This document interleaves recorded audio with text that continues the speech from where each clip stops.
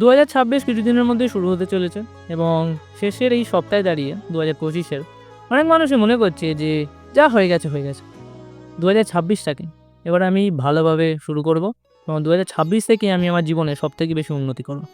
আমি তোমাকে 3টে অ্যাডভাইস দেবো যেটা তোমার জন্যই ভালো। 1 নম্বর হলো মেন্টালি স্ট্রং হও, অর্থাৎ নিজের মানসিক চিন্তাভাবনাগুলোকে যথেষ্ট ভালোভাবে দেখো যে তুমি কী ভাবছো, তার জন্য ভালো ভালো কন্টেন্ট কনজিউম করো, এটা তোমার ভালো হবে। সোশ্যাল মিডিয়া হলো এমন একটা জিনিস যেটা তোমার জন্যই ভালো যদি তুমি সেটাকে ভালোভাবে ব্যবহার করতে পারো। বাইরের জগতে যাই ঘটুক না কেন নিজের অনুভূতিগুলোকে নিয়ন্ত্রণে রাখো। তার কারণ 2025-এ জুলাই মাসে একটা বই বেরিয়েছিল যেটা দেখে 100 জনের মধ্যে 95 জন নিজের প্রথম এক্সের কথা মনে পড়ে গেছে নিজের 4 নম্বর বয়ফ্রেন্ডের সাথে বা গার্লফ্রেন্ডের সাথে সিনেমা হলে গিয়ে।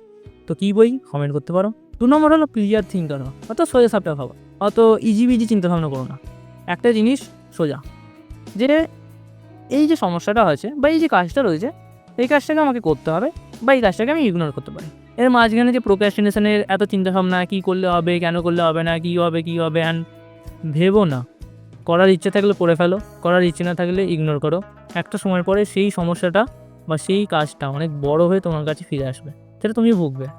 কোনো জীবনের সমস্যা এসেছে, সমস্যাটাকে সমস্যা না একটা চ্যালেঞ্জের মতন দেখো, একটা লেভেলের মতন দেখো। আমরা যখন বাচ্চাবেলায় গেম খেলতাম তখন কি আমরা কাঁদতাম সমস্যা দেখে? তখন আমরা ভাবতাম যে এই লেভেলটাকে কী করে পেরোবো, কতটা আমার হাতে সমাধান রয়েছে, কার সাথে দেখা করার প্রয়োজন রয়েছে, কাদের দরকার রয়েছে, কতদিন লাগবে, অর্থাৎ প্রসেসের ওপরে ভাবো।